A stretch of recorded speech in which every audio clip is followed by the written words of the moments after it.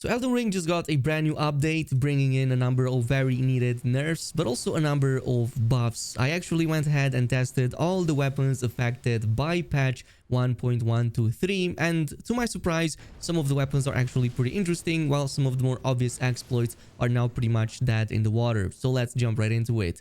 So coming up first, From Software increased the intelligence scaling of the carry and sorcery sword and slightly decreased the base damage. Essentially, that intelligence scaling is now all the way up to S scaling from previously only C, which essentially means doubling the damage of the sorcery damage you would deal with this carrion sword. This is basically a primer that you use without needing an actual staff to carry with you at all times. It's still going to be weaker than the weakest staff when speccing purely in intelligence, so it's about like 100 points weaker in terms of damage on the glintstone pebble compared to some of the options early on in the base game at the same 60 to 65 intelligence.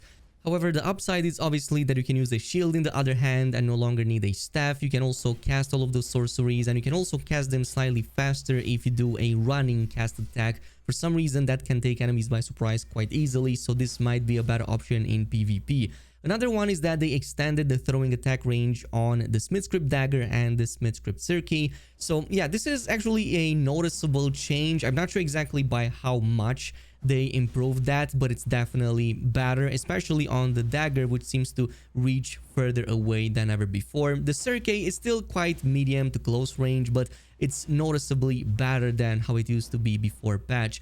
However, none of this actually matters because all Smithscript weapons got an indirect nerf, because the physical damage bump that it got from, well, magical affinities was just a bug that got fixed on all of them. So before the patch, if you had a lot of points into faith or intelligence and changed the affinity on these to either flame art, magic or sacred, you would also have a massive increase to physical damage, which actually made them a lot more viable. They were still kind of like mid-tier, but now they are below that in my opinion. They also didn't buff any of their ranged damage, and it pretty much makes them some of the worst weapons in the DLC in my opinion. Just to show you, with the same build, actually even better in terms of the stats, the Great Hammer used to have a 266 plus another 230 or so damage on the physical side with that flame art affinity. Now that's almost half, only about plus 134, and also the fire damage scaled up a little bit lower. So all in all, I think that yeah, you're not going to use these any longer. Obviously, the biggest nerf of them all is the rolling sparks plus the perfumer bottle. So basically, this used to deal like 20, 30, 40,000 damage. And in my case, I'm noticing like a 10% damage of what it used to be. So now basically barely even reaching like 3,000 damage under the same circumstances, and actually with a slightly better build. So it might even be lower than 10% of its former damage.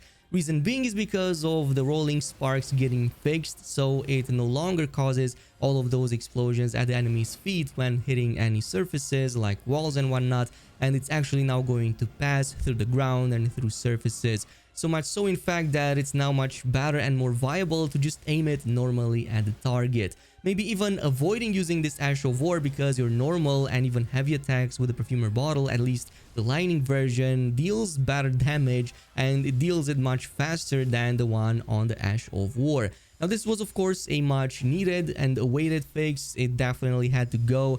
However, I was surprised that it got nerfed into the ground this bad. This is no longer viable in any aspect of the game, at least not with the current combo. So they fixed a bug that caused the rolling spark skill to deal more damage than expected, and they also fixed the bug that caused the rolling sparks and wall of spark skill to deal no damage when some special effects were applied to the player.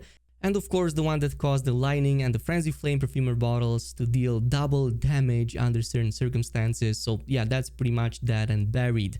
Another major bug fixed was to the new, well, torch as well as the discus hurl on the Smithscript shield. So both of these would apply the status effect that you had in the other hand. This is pretty much an old bug that we used to have back in the old days. For example, you could apply a discus hurl and have something like a blood flame blade on your right hand weapon, and the discus hurl on your left hand weapon would apply that status effect on the target, like for example bleed buildup.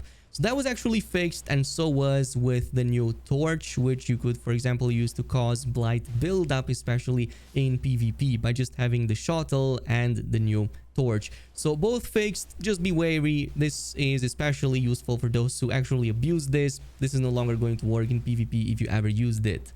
Another significant nerf is to the Bloodfiend's Arm weapon. So they fixed the bug where the arcane scaling was actually higher than intended when setting an affinity, of course in this case to bleed.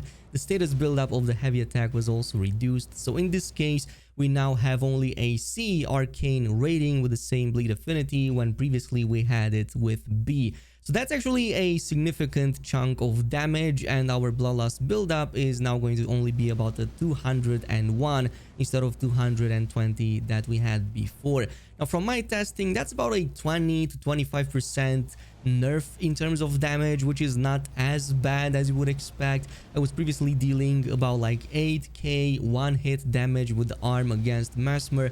Now it's basically not even breaking 5k with a slightly better build actually, and with slightly better buffs. So all in all, I would say that's a pretty significant nerf. However, this still will remain an A tier weapon through and through. It's still one of the best in the games. The bloodlust buildup on it is still really great, and you're still going to absolutely, well, destroy their stance. This is going to let you just stagger them very easily. 2-3 hits at max and you're pretty much good to go. So the bleed buildup, still very good. You will still maybe want to go with arcane and have a bleed on it because of that scaling, but maybe you're going to distribute some of your points a little bit different. I haven't gone like full in to min-max everything yet. I'm just going to say that compared to the exact same build as before, it behaves quite significantly weaker.